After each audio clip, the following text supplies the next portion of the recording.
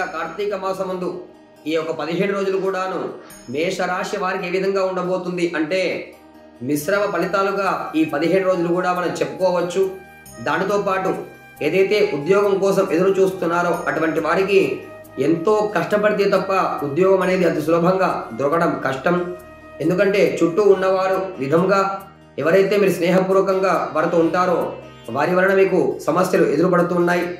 శ్రీరామ రక్షా స్తోత్రము శ్రీరామ రామ రామేతి రమే రామే మనోరమే సహస్రనామ తత్తుల్యం రామనామ వరాననే అనే శ్లోకాన్ని కూడా మీరు జరుపుతూ శ్రీరామ రక్ష స్తోత్రాన్ని కూడా చదువుతూ ఉండండి.